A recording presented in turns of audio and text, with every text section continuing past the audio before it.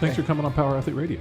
Hey, man. Thanks for having me. Yeah, it's always good to see you. Yeah. For the people that don't know you, can you introduce yourself and give us a little background, a little macro 10,000-foot view, and more importantly, give us a little preview of what we're going to discuss today with Hyperbarics? Yeah, sure.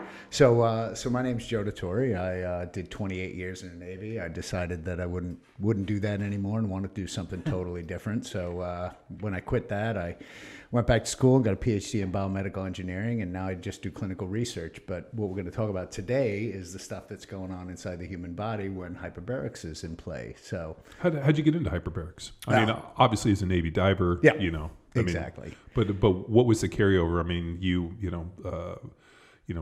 biology, and now all of a sudden you're in this piece and doing clinical research on this hyperbarics. Yeah, so people are like, hey, you're all over the place. I'm like, I'm all over the place in life support, right? So my undergrad was in computer engineering, whatever. So it was like, I'm an engineer by thought process, right? And then I go to school for a master's in astronautical engineering, but it was all in life support, right? So it's all about designing and building high altitude stuff and the oxygen requirement and the pressure requirement and all that. It's just different. One goes up, one goes down. Who cares, right?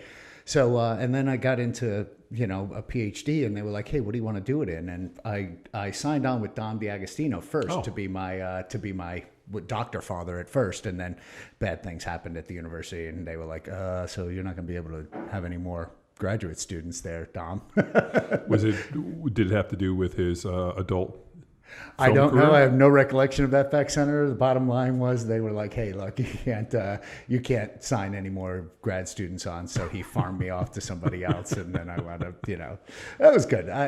Good. How'd you get down to Tampa? So SOCOM is down there, Special Operations Command. And when I finished command at Deep Submergence Unit, I got called over to SOCOM, and they were like, hey, we want you to build dry combat submersible. I was like, all right, great. I don't even know how to spell that, but sure.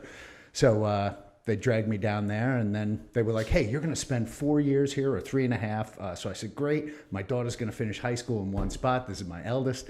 Going to finish high school in the same spot. And then they're like, oh, by the way, you've now made it. You're going to be the guy. We're going to send you to Washington, D.C. I said, well, that's great, but like 2 years from now, right? And they're like, no. We need you in D.C. now. And I'm like, but y'all told my daughter that she could finish high school in one spot. And they're like, with 27 years in the Navy at that point, they said, oh, no, don't worry about it. You just fly up to Washington, D.C., and then come back on the weekends, do geographical bachelor. I'm like, what the actual F are you talking about? I said, that's not the way you treat people. And they're like, well, but we really need you. And I'm like, yeah, but I don't need you. Yeah. I was like, boom, punched out. So, nice. Yeah, so I ended up in Tampa. I stayed in Tampa and then just hung. I mean, it was a great place, great international airport. I can travel wherever I need to and do whatever I want to do there. When did you get to Tampa? 2009. 2009? Yeah. Yeah, I moved there in 1999, and I lived there through 2005. I loved it there. Oh, yeah. I totally like it. I think it was a great place. Great place for the kids to grow up. Nice. It's warm. It's actually not overly ridiculous, except for, as you know, July and August. But sure. Yeah.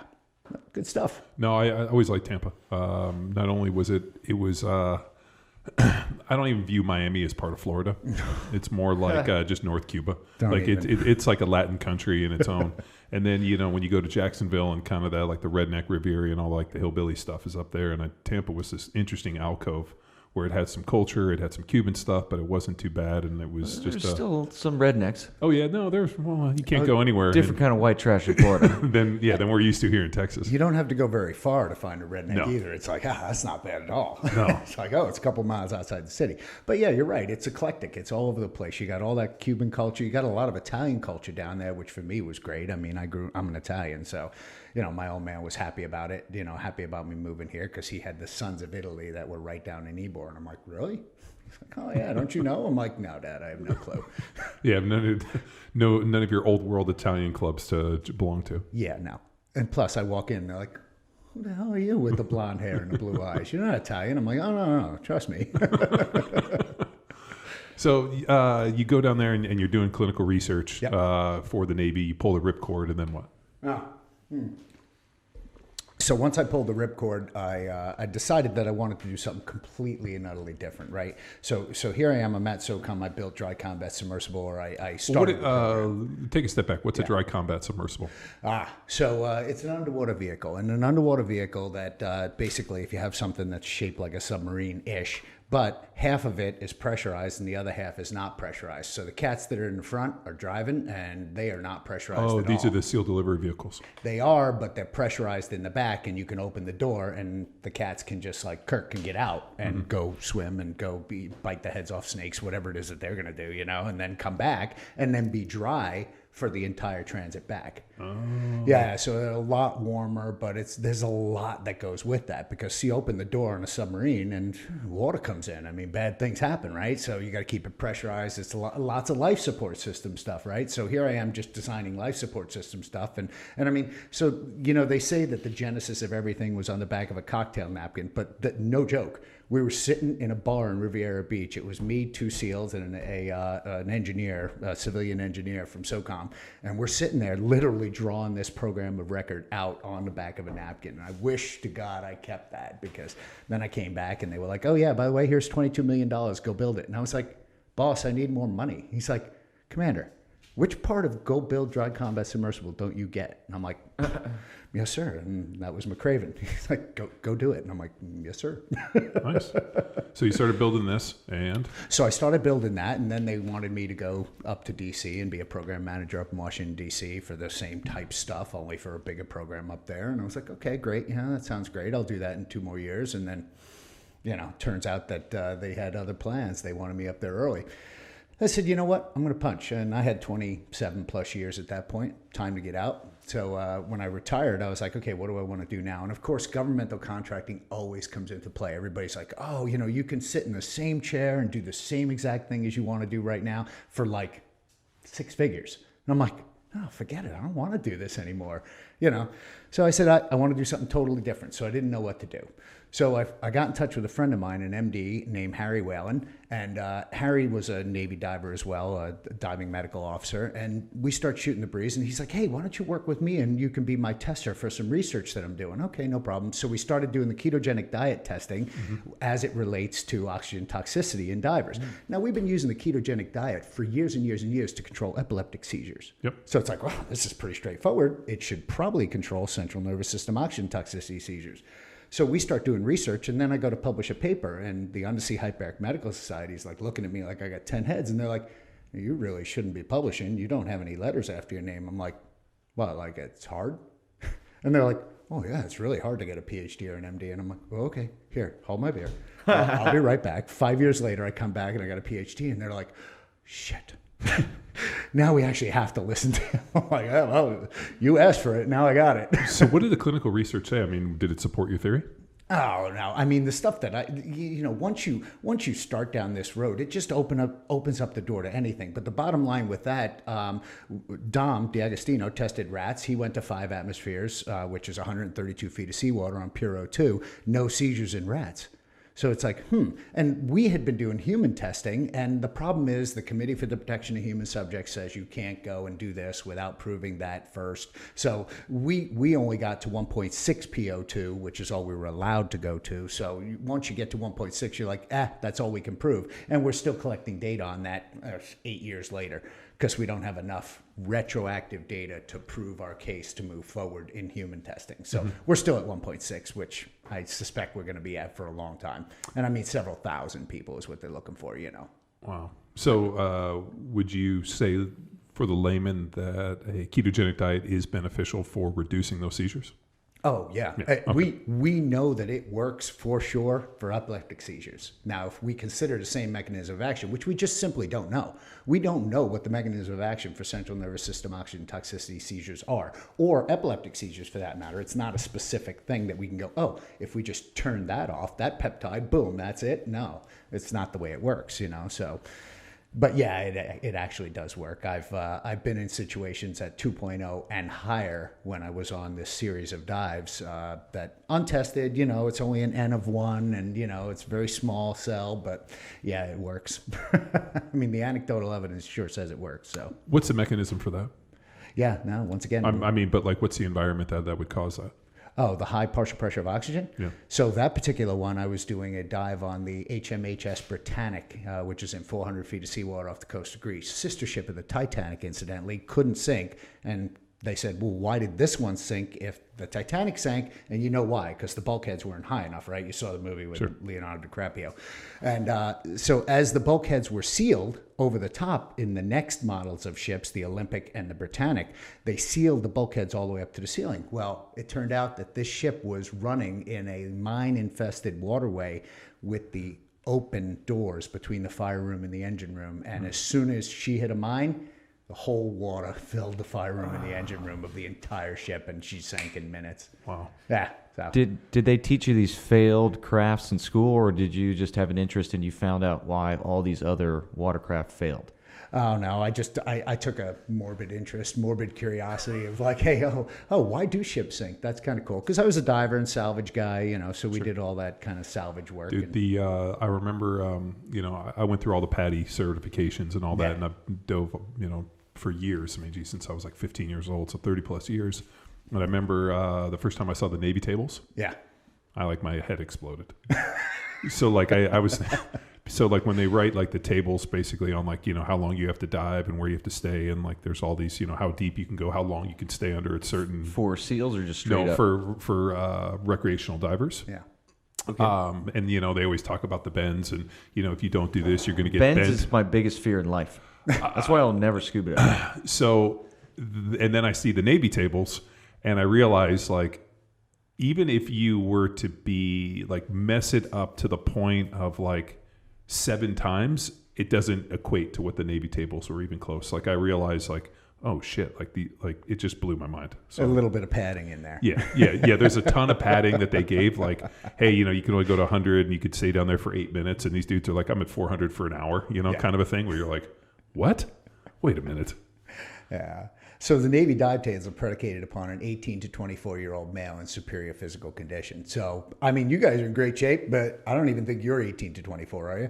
Oh, no, but I turn 35 tomorrow. Yeah, so here we are trying to dive on those Navy tables, which are made by those kids, literally, sure.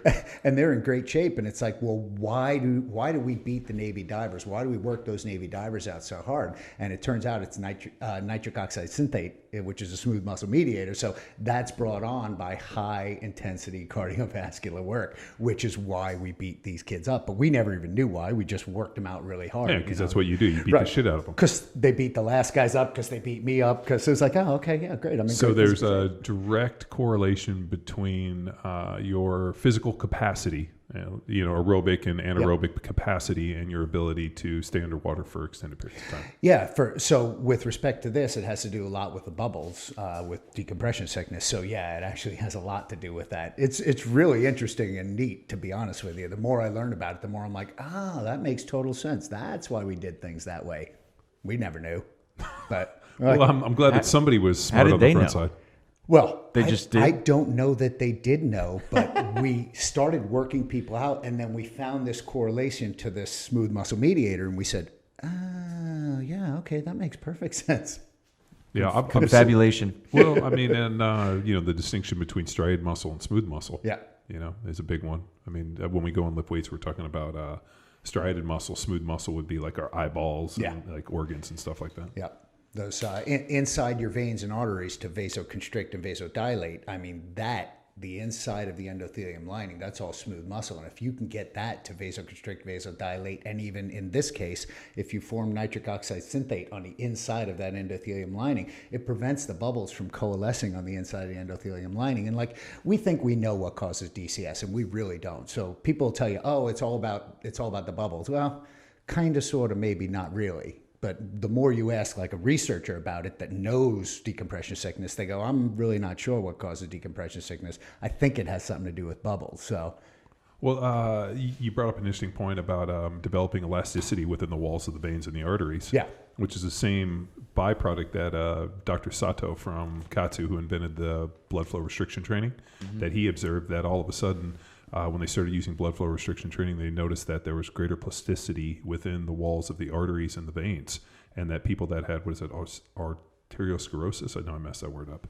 where you have a hardening of the walls. Yeah. That they could actually fix and repair this in people using blood flow restriction training. Right. So this is aging, right? Yeah. This is exactly what happens when you age. It's like, this is why when old people stand up, they get that syncope, right? They get that pass out thing, it's smooth muscle mediation in the thigh or the arteries in the leg. And they go, oh yeah, all the blood goes to the leg. Oops, boop, lights out. So if we were to start drawing some parallels, you could say that, age, youth, physical fitness, all these things allow you to, I guess you could say, go through like a stronger or a greater load. Oh yeah, absolutely. Absolutely. And the better you keep you, and see, people are looking for that magic pill, right? There's no magic pill that you can take that's going to keep you young. But if you work out, if you do this, if you do that, if you eat right, if you're healthy, if you lead a healthy lifestyle, if you're not sedentary, and if you do hyperbarics, yeah, sure, that'll keep you young. But it's not one of those things that's going to do it. No, it's a cumulative effect. Exactly. Well, it's like, we run into people, we get hundreds of emails a day, and a big one is, I let myself get out of shape. How do I get back?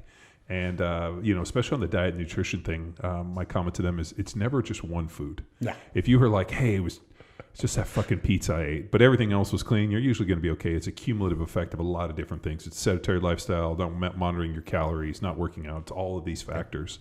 So how does the hyperbarics play into it? So hyperbarics is cool because it helps you with a lot of those things. There's that smooth muscle media, nitric oxide synthate, that is generated as a result of hyperbarics. The other thing that hyperbarics does, which is really cool, is it gives you CD30 plus progenitor stem cells, CD34 plus progenitor stem cells, which are they're like the wild card of all stem cells. Like it's the gold card. What could you use to replace your bad knee tissue? Well, CD34 plus. What could you use? They're like the embryonic stem cells in the cord of the baby, right? They're like the best kind from you when you were a baby, so that they can all be completely uptake, right? So those are generated when you do hyperbarics to the tune of 8 times what they're normally done inside your body. So it's like, oh wow, I can use this to repair everything. And your bodies are in a constant state of repair, right? It's breakdown, repair, breakdown, repair, breakdown, repair. So it's kind of a neat process that you go through when you get into hyperbarics. You open that stuff up. Can you explain hyperbarics? I mean, I'm sure people that are listening have heard the term hyperbarics, and they just probably picture Michael Jackson sleeping in an oxygen tube. But actually break it down a little bit, because we know hyperbarics, was it hyper and hypo, barracks, but let's discuss it a little bit. Yeah, sure. So first of all, let me get a nickel back on Michael Jackson, because you see that thing of him being pushed into the hyperbaric chamber, that picture, and there was a rumor he slept in a hyperbaric chamber. That never actually happened. So what happened was, do you remember the Pepsi commercial? You're old enough. Probably not, where they set his hair on fire? Right. They set his hair on fire and he got burned. So he went to the burn center in Miami and they took real good care of him. Why? Because he's Michael freaking Jackson. So they took great care of him. And then he was like, I'm going to donate a whole bunch of money to the burn unit in Miami. And with that money, they bought a chamber. So when they bought that chamber as a publicity stunt, they just put Michael Jackson on the little thing, and they pushed him in there, halfway in, halfway out, and they started taking pictures, and it was like, whoa, Michael Jackson sleeps in a chamber. Yeah, no, did not happen, wasn't a thing. So he never actually did that kind of hyperbarics. Now, he slept in a tent and all that other stuff and did whatever he did. I don't know. I'm not going to profess to be a knowledge of Michael Jackson's home life. But bottom line being, in hyperbarics, what you do is, specifically to hyperbarics, you're going to pressurize. It's hyperbarics, too much pressure or more pressure, right? Hypobarics is less pressure. So we're currently at 14.7 pounds per square inch. Let's just call it 15. But if you measured and weighed all the molecules that are in a square inch of space between here and the top of the stratosphere, all those molecules would weigh 15 pounds, give or take. Same thing when you go underwater. When you go underwater, every 33 feet you go underwater, if you weigh a column of water, it's 15 pounds. So it's the same as another atmosphere and another atmosphere. And because of gas laws and pressures and pressure volume temperature relationship, you get to squeeze gas into a smaller space, right? Because it's twice the it's twice the volume, but it winds up being twice the pressure. So because your lungs are compliant, they'll open up and you'll get to be able to breathe twice as much gas. So it's like taking in 200% oxygen instead of on the surface breathing 100% oxygen. That makes sense? Yeah. Uh-huh. So there's a couple of really cool things that come in with that. So once you get to the point where you're breathing 200% oxygen, for instance, normally plasma is transporting your oxygen, right? No, I'm sorry. Normally hemoglobin is transporting your oxygen. Under hyperbaric conditions, plasma is sufficient to transport oxygen. So as the size goes, hemoglobin's pretty big and plasma's pretty small. So plasma can get everywhere, even in poorly perfused tissue. You have ischemia, you have this ache, this pinch, something. All of that is hypoxic, right? Which means it does hypoxic, doesn't have enough oxygen. Exactly. So what you're looking to do is the hemoglobin can't get through because they're too big, because there's a little restriction. Well, plasma can get through anywhere. Plasma can weep everywhere. So, and they did a study in 1956. It was called Life Without Blood. So what they did was they took a whole bunch of pigs. Yet again, we were talking a pig story just a couple minutes ago.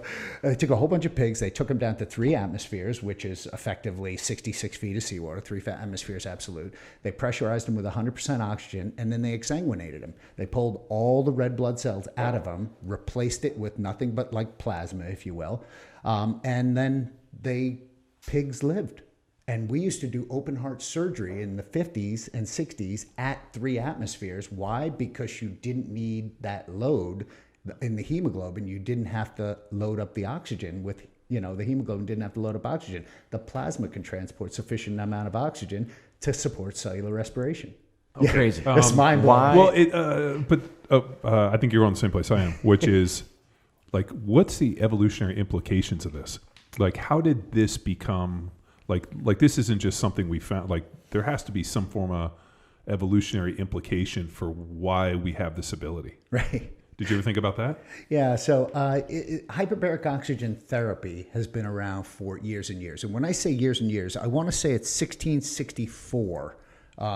They built what was called a domicilium to pressurize people to treat gastric problems, gastric distress. So they thought, oh, there's gas inside. What we need to do is compress and push that gas in, and that'll make you feel better. How did they pressurize something in 1664? Yeah, steel, bolts, rivets. Yeah, good stuff.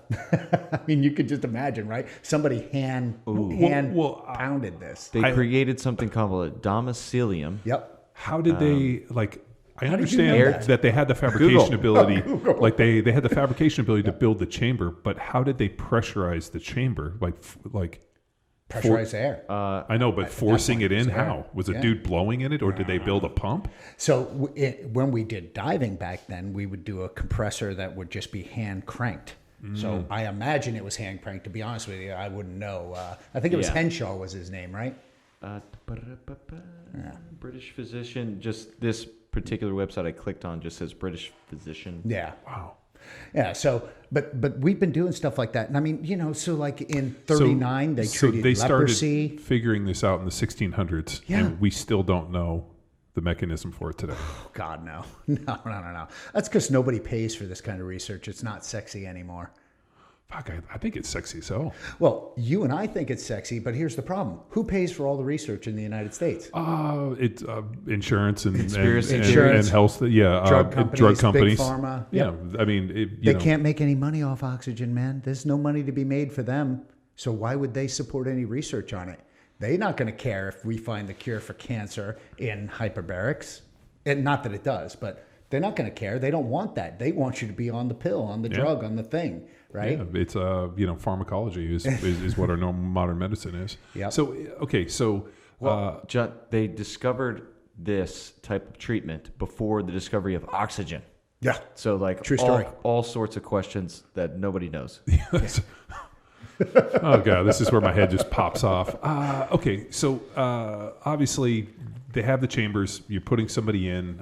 You're pressurizing them. How are they gauging like the different atmospheres? I mean, these guys wouldn't have understood atmospheres and diving. No. We understood diving and we knew what diving was all about, but we didn't have a direct correlation. We just pressurized until. I mean, geez, there was. Until what somebody exploded? And they're like, oh, it's too much. No, it'd be the opposite way. Oh, you just implode. Yeah, that's right. That's right.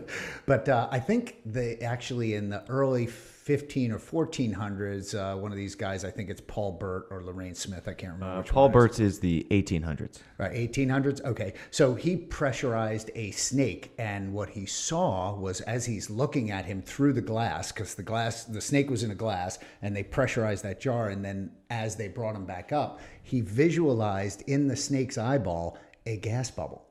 And it was like, I wonder if we get to intake more gas or absorb more gas when you're pressurized. I mean, it's like these guys were like just throwing dice against the wall. They didn't know what they were doing. But back then, all you needed was original thought, and you could do something cool. Now, everything's been done. Sure. So it's like, Wow.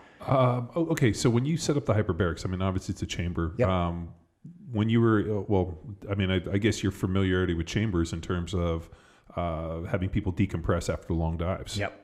So what's the kind of the correlation? Like, what's the the connection on that? I mean, because you're basically giving them oxygen in the same situation, right? So you'll give them oxygen or higher concentrations of oxygen than normal air, right? Because we're breathing 21, as you guys well know. But when you're decompressing, it's more about slowly bringing them to the surface. So in the Navy, we would do something called 40 to 40s. So we'd bring somebody out of the water at 40 feet. We'd have 5 minutes to strip all their clothes off and get their hat off, get them inside the chamber, pressurize them back down to 40 feet. But now the guy's in the chamber on the ship. So I can take good care of him. I can keep him warm. If you're in the water, there's nothing I can do. In the waves, you're subject to whatever. And if you're off the coast of someplace you're not supposed to be off the coast of, you can't move the ship until the guy comes out of the water. So we did these 40 to 40 excursions. We'd pull people out of the water and then throw them in the recompression chamber and then slowly bring this chamber back to the surface while the ship was transiting, going wherever it had to go. So that was kind of the ideology of the decompression profiling, because they were like, look, we got to get out of the water. That's the bottom line. Yeah. Well, they got bad guys chasing them. It's probably like they're not going to have time. Yeah, exactly. Or, a situation where they can decompress and take the time. Yep. That's exactly it. How did that research carry over into the hyperbarics? How did that research carry over into hyperbarics? So, nope. I mean, did you ever look at any of the physiological, like I imagine those guys in those situations as they were divers might have had some of the physiological situations that were going on that we see with hyperbarics? Oh, yeah. So we didn't know what was going on at this point, but there was a lot of anecdotal evidence. And I'll give you a great, for instance. I just treated a woman who had she had some sort of radiation injury, and hyperbarics is really good for radiation injuries, especially in the bowels. So she's in there, and she had this patchy paresthesia, this numbness and tingling in her foot, and it was so bad that she couldn't feel her foot and didn't know where it was in space and time. 7 treatments later, she goes, hey, doc, my foot's starting to tingle, and I haven't felt that foot in probably 15, 20 years. I'm like, really? That's weird. So I'm thinking, okay, patchy paresthesia or some sort of peripheral neuropathy. She's getting the blood flow coming back in. The tingling is what? Reperfusion, right? So it's a reperfusion type of an injury. And I'm like, oh, I bet this is going to happen. This girl is going to heal this peripheral neuropathy in the chamber before she's even done. And sure enough, by 15 treatments, she was like, I can completely feel my foot. And then she did a total of 38, I think. And so here she is getting cured from this other thing while she was trying to cure her gut and the radiation injury that she had. So there was lots of that going on in the early Navy divers, right? It's like, oh, well, these guys don't suffer from this. These guys don't suffer from that. And like I said, people were throwing rocks against the wall because we don't know. We didn't know any of this stuff. And people were just supposing and guessing and hoping and maybes. So it's like, oh, I wonder why. And we still don't know why per se exactly, but we're supposing that it is from the hyperbarics and the treatments that they got, the treatments, quote unquote, that they got. Wow. Yeah. So, take me through the process, right? Yeah. Like, take us through the process. Obviously, there's a chamber involved and some oxygen and some way to pressurize. Yep. So basically, you come into a facility and you get stripped. And one of the big things is there's 2 kinds of hyperbarics. There's medium or mild hyperbarics, and then there's hyperbaric oxygen therapy, right? So the 2 of these, you'll appear to be almost the same. Only one will only pressurize you to about 1.3 psi, give or take. And that 1.3 psi winds up being, 8 feet, 9 feet. So that becomes completely ineffective, but let me get more on that later. What you'll do is you'll pressurize the tank with either oxygen or air, and it really doesn't matter. what you pressurize with. What matters is what you're breathing. So if you were in a tube, and the tube that I intend to put here is going to be pressurized with air. Side note, guys. Joe's going to show up with a hyperbaric chamber that we're going to park here at Power Athlete to test. Yes. And I hear you need a partner. You need the buddy system. Yeah, so you got to have somebody on the outside who can fucking dismantle the nuclear weapons and not fall asleep. Okay, go on. Sorry. Yeah, no, we're going to break this wide open and do some cool stuff. So you need to be surrounded when you're breathing by oxygen. And when I say surrounded, that means you either need to have an oral nasal mask or a hood. Hoods are a little more comfortable. So if I've done hyperbarics where they gave me a mask, but it wasn't strapped on, it was just kind of light on there, that's not the real hyperbarics. Probably not. I'm just assuming that if it's just kind of laid on your nose, I mean, that probably wasn't the real hyperbarics. Yeah, so okay. Unfortunately. And the unfortunate thing is people are selling that as the same thing as hyperbarics, and it's not. And the only reason it's not like the laws of physics don't apply in the 1.3 chambers as they do in the 2.0 to 3.0 chambers.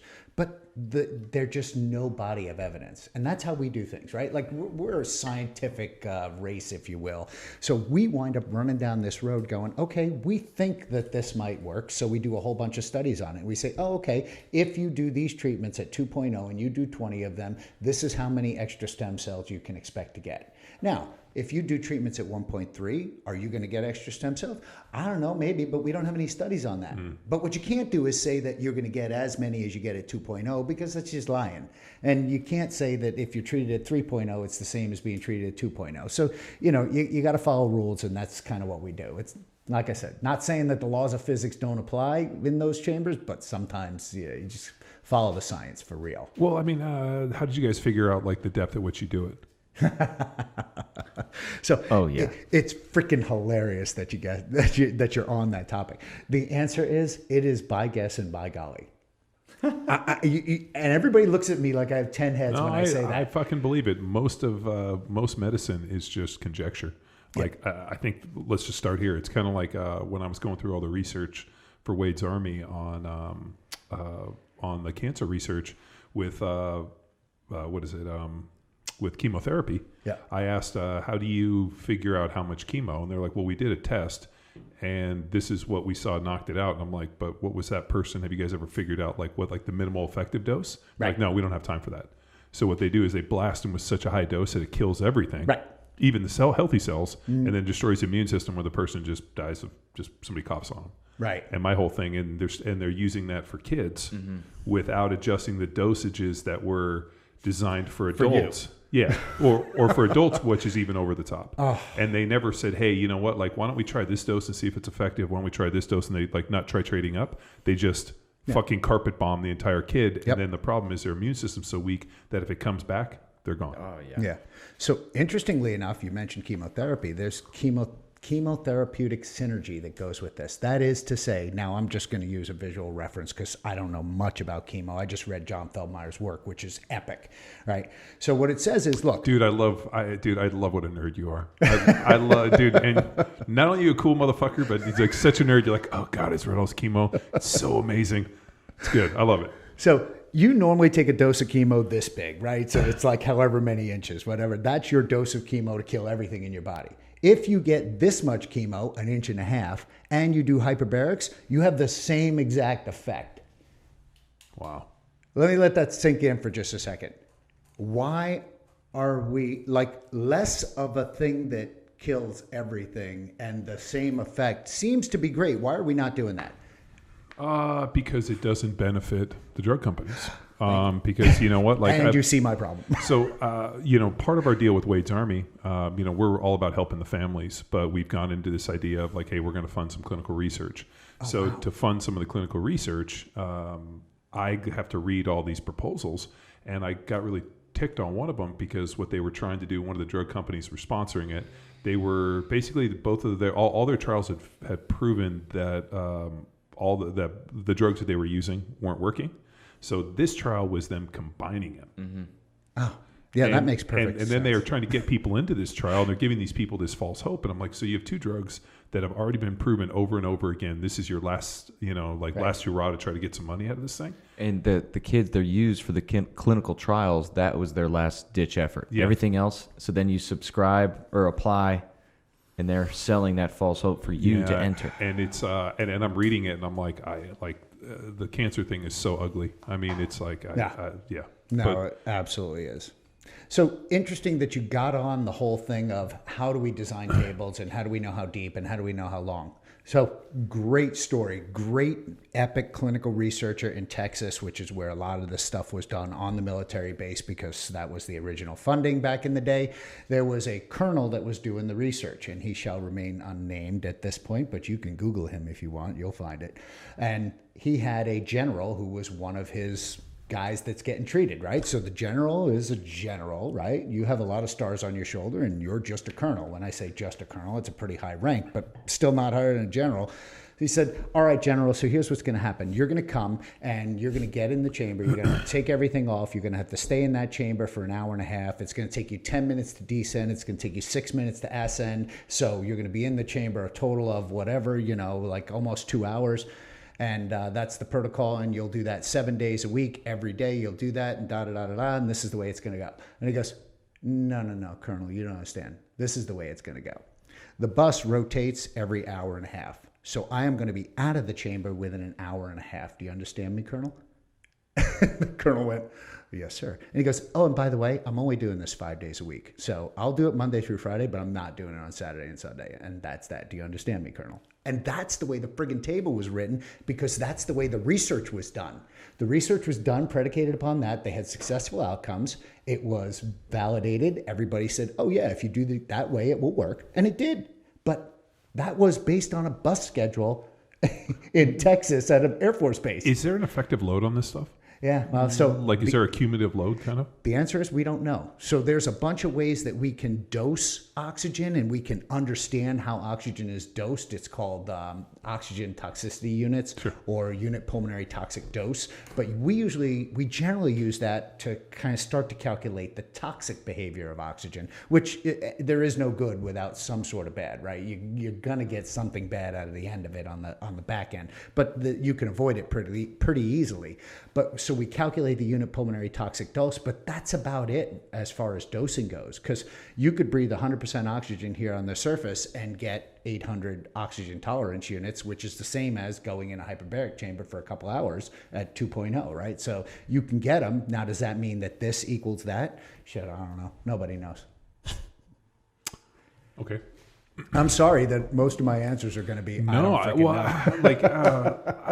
it's not just we. Yeah. Well, I mean, if nobody's done the research in the past and nobody's really put like millions of dollars or billions of dollars behind it to fund it, how do you really know? Yeah. So, like for instance, I'm trying to fund a research study right now for post-COVID. Now, what happened? What happened was I had a young lady that approached me that was trying to go for surgery. She was in her 40s, marathon run a great deal. She had COVID, hit pretty bad, blah, blah, blah, blah. We went through a whole bunch of the qualifiers to see if she could get in there. The problem is she had a really low FEV1, force expiratory volume, whatever. It doesn't matter.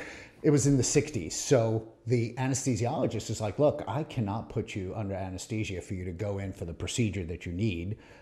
So I'm not going to be able to do that. You got to get better. So she comes to me in like this last ditch effort. She's like, can you help me? And I'm like, I have no idea. I don't know whether that's going to help or hurt.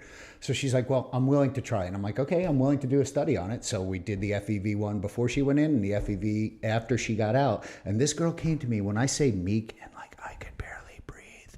She could barely expire to talk to you. And then by 10 treatments, I could not shut her up. And her FEV1 score was now in the 90s.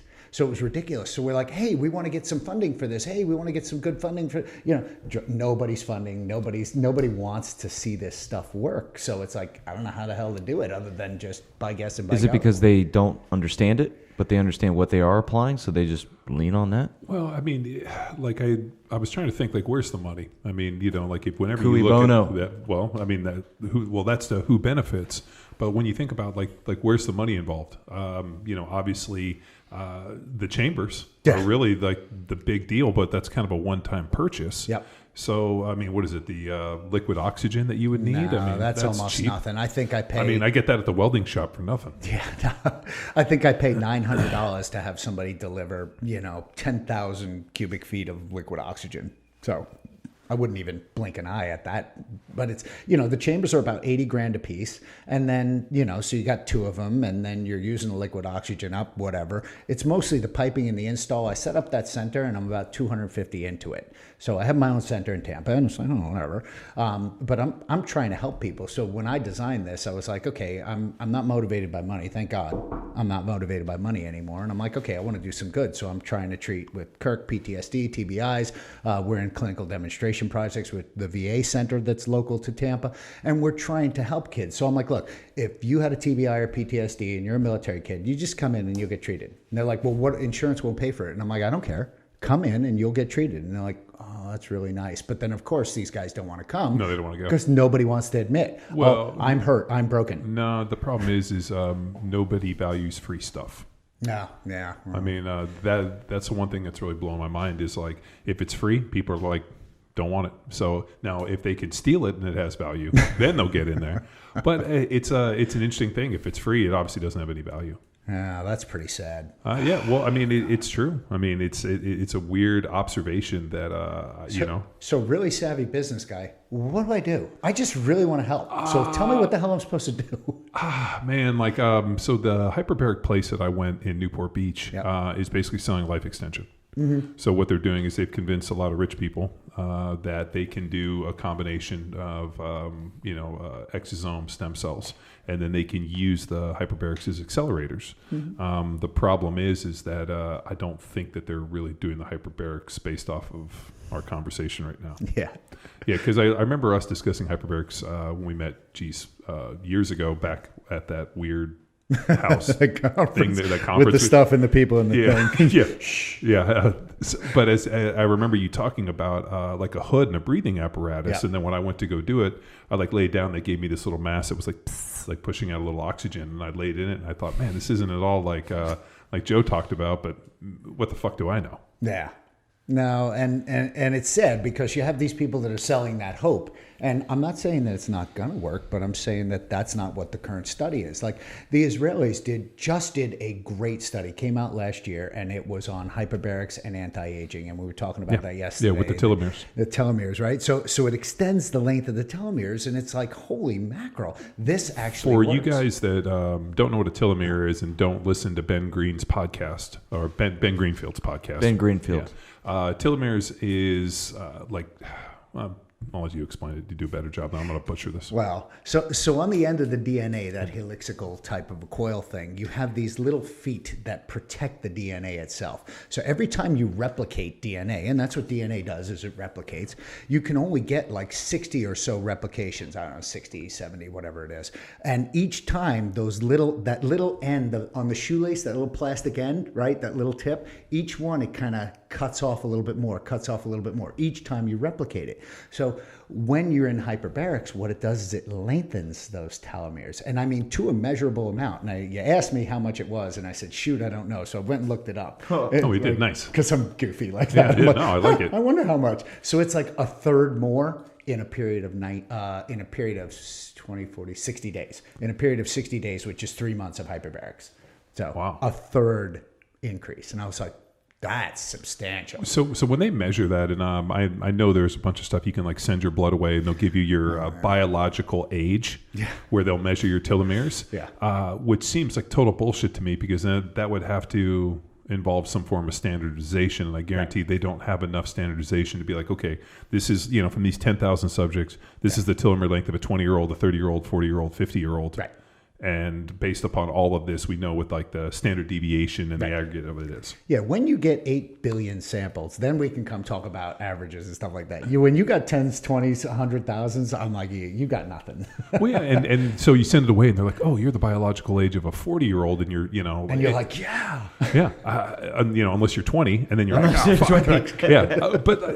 So all we know is, hey, and I also believe that, obviously everybody's genetically a little bit different. So how much telomere does somebody start with? It's not like we test people at day one. Right. Well, that's what we did in this hyperbaric experiment is we tested them at day one. So we took out the individual susceptibilities vary, right? So we tested them on day one. We did all these biomarkers. When I say we, it wasn't me, for the full disclosure. It was Israelis. The Israeli guys. And I mean, these guys did a hell of a study. When I say hell of a study, they did crossover, blinded, controlled. I mean, it's one of these and when you pick up the study, you go, oh, they really wanted to make sure that it passed the when it comes muster. To any of the peptides or any of the really cool life extension stuff, all the bitchin' research is in Israel. I watched an incredible it was on YouTube, but it was an incredible presentation that this Israeli doc who works at this big clinic, it's all funded, basically gave about biological joint replacements. And as I'm watching this, I'm thinking wow, this is 10 years. And then he puts up the research that they've been doing this on people for 2 or 3 years. And now he's presenting. So, I mean, this is happening now. Yeah. So the idea that people are going out and they're getting their, knee cut out and basically putting stainless steel parts in, when these guys are in Israel actually doing the clinical research on how to do biological joint replacements, to the point where they were opening up a knee, doing laser imaging, then using the laser to make adjustments within the bone, and then putting all the growth factors back in, stitching it all up, and then letting it basically grow, and it's a biological joint replacement. That's some cool stuff that's happening, only not here. Well, why? The Committee for the Protection of Human Subjects. I'm sorry, did I say that out loud? Well, no, I mean, think about how, Nate's sitting in the room, and I know he knows about joint replacements because he worked in medical tech. But if you've ever watched a joint replacement, it's more similar to what I do up in the shop when I'm working on my cars. They're basically hacking it out, put it in stainless steel. Lots of hammering. Oh, dude, they have grinding. all these bitchin' Makita drills. all this surgical stuff, and it's something that these guys can relatively do. And there's a huge cost. It's $40 G's to get this. Insurance pays for it, and you can knock them out. It's a lot harder to now all of a sudden bring in some AI to do a scanning and a remodeling of the knee with lasers and all these other factors. It's just fucking cut the parts out and replace them instead of rebuilding. So the idea of restoring a car opposed from just replacing the parts. Yeah, why be you when you can be new? Yeah. And then all of a sudden in 15 years you're going to get a replacement in, you need another one. Exactly. So there's a little annuity involved. But you can only get 2. You can get 3, I think, because every time they resect more and more bone, and then you get to the point where you got metal legs. It's a risky surgery, but well, the other one too, and nobody's talking about, is the biofilm on the joints, on the joint replacements. So when they take the replacements out, they analyze them, and there's a biofilm that's growing on the stainless steel on the metal that is fucking toxic, and that's causing problems. So that's causing sickness. So that's a really interesting one, is this biofilm. So that's why they have to go in, and not only the joint wears out, but the biofilm ends up becoming a toxicity factor. So now they have to replace the joints for that to replace it. That was also the plot in the Logan Wolverine, how he was dying. Yeah. The metal was killing him. Yeah. So that's actually real. Yeah. So that biofilm's a trip. So it's interesting that you bring that up, because here we are. It's a perfect segue back into hyperbarics, right? Everything. There's nothing that isn't a segue back into hyperbarics. It's funny because one of the mechanism of actions that are peer-reviewed, known, published literature stuff is toxin inhibition. So it's when you can inhibit these toxins from getting... So if you do that kind of surgery and then you copy it with hyperbarics behind it, or you jump in with hyperbarics before and hyperbarics afterwards. Hyperbarics stems collagen production, and collagen is not just what you inject in your lips, as you guys know, but maybe the audience that necessarily doesn't. Collagen is the building block of every freaking cell in your whole body, right? So you're going to be able to build more stuff. You're going to be able to repair things with the CD34 plus progenitor stem cells. You get the repair action going. You get the collagen production. It's like an essence of goodness and the toxin inhibition. All of that happens, and you don't have to do anything except breathe in and out, repeat as necessary. Why aren't we doing this? Because it's voodoo witchcraft. That's why. No, but here, I really don't have an explanation. Years ago, I remember when I first met Dr. Incledon out in Arizona, he had a machine it was like a bubble, almost like a bod pod that you sat in. Yeah. And it would simulate taking you down different atmospheres. Sure. And the research, and I just remember, is all viruses went away. So he had the only thing they'd really tested it on was like herpes simplex 1 and 2, and it basically just eradicated herpes in the body. And like I remember him showing me this research, and he's like, we don't know what it does, but in terms of people, and the reason I went to him was I got infected with toxic mold. So when I first went to Kansas City, they had me living in this hotel, and I got like deathly sick. Like to the point where like I remember calling my buddy Bob Sapp and being like, dude, I got leukemia. I entered my symptoms into Google, and Google basically told me don't ever enter your symptoms into PubMed or into Google. But it came out that I had leukemia, and so I like go to the doc, and they're like, we're gonna, I'm like, something's fucking wrong. Like all of a sudden my hair was thinning, it was getting gray, like I was losing muscle, like I couldn't get out of bed, I had all this body ache. So I go see Dr. Incledon. He runs like every test he has. Yeah. And he calls me back like a week later, and he's like, you have toxic mold. You are, of all 10 that I tested, your level was so high that it's basically shutting down systems. Oh. So he got me on all these antivirals. I got in this machine, and probably about 3 weeks later, all of a sudden I started feeling better. So when I went back to Kansas City, I went back to that hotel. They had closed it down because one of the guys that worked there got Legionnaire's disease. Oh my God! Which is black mold in the area, in the AC, and they breathe it in, and it's fucking like it's airborne. Airborne respiratory. Ooh. So that guy, they basically shut the place down and fucking just probably burned it to the ground. We hope, or maybe they didn't. But that was kind of how I got in this idea and understanding like this toxic mold deal. And and then there's some interesting research with toxic mold and hyperbarics. Yeah, we actually treat that a little bit at my center too, and that's an off-label indication. But remember, off-label indication isn't such that it doesn't work. It's just that there's not a huge body of evidence that it works. So, and it's not accepted.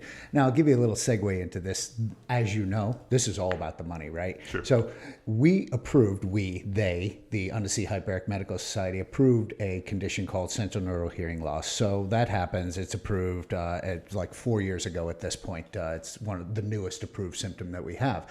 So you can treat it. However, insurance still doesn't pay for that. And this is hearing loss due to diving? No, this is hearing loss like it's sudden idiopathic. It's one of these like, okay, I just woke up in the middle of the night and I could not hear out of my right ear. Wow. Just happens, right? So it happens from sometimes. We think it's a cranial nerve issue. I'm not really sure about the whole etiology of it, but the bottom line is when you get these people, this is like an immediacy of care thing. Because if you don't get this thing treated right away, you go to an ENT right away. They do the injection through the tympanic membrane of these steroids. That's the first course of action. If that doesn't work, you do hyperbarics immediately within 3 days. I mean, because otherwise your chances of recovering your hearing are really bad. But that is to me, you wake up one day and you are deaf. That's a pretty freaking big deal, and your insurance isn't going to pay for it? It sounds like Bell's palsy almost. Maybe. Or Ball's palsy. What did I say? Bell's palsy. But the kind of similar in that it's like kind of like a neuropathy in a lot of ways. Yeah, and it's hemispherical, so maybe that is the thing. I don't know. That'd be an interesting one. Once again, we could be doing research on this kind of stuff. This is the kind of cool stuff that we should be doing research on, not whether or not this chemotherapeutic agent is going to be, enough to kill everything in your body. Because we are the premier podcast in strength conditioning and other really just epic stuff like this conversation. Years ago, I did a talk for Naval Special Warfare that was basically, the title was called Becoming Bulletproof. And I had this theory that if we could, and it's basically based on Wolverine, that if I could ramp up, immune function, because really that's what Wolverine is. His immune system is so, so amazing that like he gets cut and he heals instantly. So when I started looking at mechanisms for immune function, the window of the immune system was the small intestine. Right. And so if you can improve the quality and the health and like the permeability and all the factors and remove toxins and irritants and all the other bullshit out of the small intestine, which becomes, the way station for the body is the villi pull everything through the, the wall of the small intestine, you can effectively ramp up immune function. And if you want to look at somebody's immune function and how healthy their immune system is, you look at that small intestine health. Yep. And what we found is that if your immune system can be hyper focused on recovering and protein synthesis and allowing you to perform at a higher level, then you can put on more muscle and you'll do better. And all of a sudden our programs are like fucking taking steroids. Yep. Is there research or is there any indications for like improving immune function through hyperbarics, which might be a player for putting on more muscle? Yeah, so there's not research for that specifically. So I like the anecdotal stuff. Right. So that's exactly it. There's a lot of anecdotal evidence that goes towards that. So for instance, when we do this application, we kind of sort of apply these mechanisms of actions across a broad spectrum, and we go, hey, this probably should work. I mean, if it works here, it goes, says to go that it might go that way. So as we go down this road, we're trying to get a whole bunch of evidence together when it comes to hyperbarics for wellness, which I think is the road you're going down. So we have a little bit of that right now. Was it that obvious that I was trying to give you this yellow brick road to follow? It's like softball. Yeah. I'm like, knock it out of the park, Joe. So with wellness, I'll give you a little segue into it. When we treat, there's something called the Marks protocol, which is a very well-established dental procedure for osteoarthritis necrosis of the mandible, right? So the mandible's got this one little hinge spot, and it's really poorly perfused area. So when you get cancer in the jaw, you need to have that removed. So what we do is we do 30 treatments beforehand. For what? To pre-oxygenate the area, to prep the skin, to prep the load, to oxygenate that bone, to get it better off than it was before. And then we do the procedure, which is either unhinging it or cutting it out or whatever the cancer treatment is. And then we do 10 treatments after. So why do we prophylactically treat the area and then just do 10 treatments after? Well, it's because we're trying to prep the collagen production. We're trying to stem the CD34 plus progenitor stem cells. We're trying to ramp up the body's immunoresponse to this. So it's the evidence just seems to be right there, but there is no direct correlation to that. So to me, I go, oh, that speaks very loudly, but it's not the end all be all. We just haven't done studies because, it costs hundreds and thousands of dollars to do a study like that, then, to do a good one. And then the thing about a study is it has to be reproducible. So not only do I have to do the study, then Billy Boombatz over in Alabama has to go do the same exact study the same way. And then he has to come out, the same exact way. Otherwise it's bogus science, right? Or it's cooked. Yeah, exactly. So. Yeah, which is, it's pretty interesting, especially with a lot of the stem cell and exosome stuff that people are, doing these studies, but they're unreplicatable. No. So yeah, and that's like the frozen crystal study. Did you ever hear that one? No. Oh, it's a good please go. Frozen crystal study. So this Asian researcher decided that if he took water and then he played heavy metal music and then froze it froze, and there were all these ugly structures that came out of it. But if you put it next to a word that said love, in Japanese apparently, if you put it next to a word that said love and then froze it, it made these beautiful crystals. And nobody's ever been able to reproduce this, but they were like, heavy metal music is bad and the word love is good. Even though it's in a different language. I'm like, so let me get this straight. So what you're saying is that water is multilingual. There you go. It understands Japanese. Yeah, exactly. Or Chinese, whatever it was at that point. I was just like, it's laughable because, we believe everything. So, obviously you have a theory about the mechanism for all this stuff. So sure. As we're, oxygenating the body and using pressure and forcing it in, what's the physiological response that's happening? So your body is, for instance, back up a little bit. 1918, we treated. You said there's an antiviral. There's a viral component. Well, there's an antiviral component to oxygen, and we treated the 1918 flu back in the day with hyperbaric oxygen. Everybody's like, really? Why didn't we treat COVID with that then? And I'm like, I tried. Because respirators were way more expensive to give people, which is really funny because if you read the clinical research on respirators, 85% of the people that go on a respirator have a seizure and die. Yeah. That was one of the questions I had, is your take on the respirators, but... Yeah, no, respirators. I mean, look, I can sit here and armchair quarterback it, but I'm here to tell you that in March, I proposed to the newspaper, to the university, to the hospitals in the area of Tampa. I said, here's what I think is going on. And they were like, you just don't understand. And I love it when MDs tell me I don't understand. I'm like, oh, really? So spleen it to me, would you? Because apparently I don't understand physiology in the human body, but okay, whatever.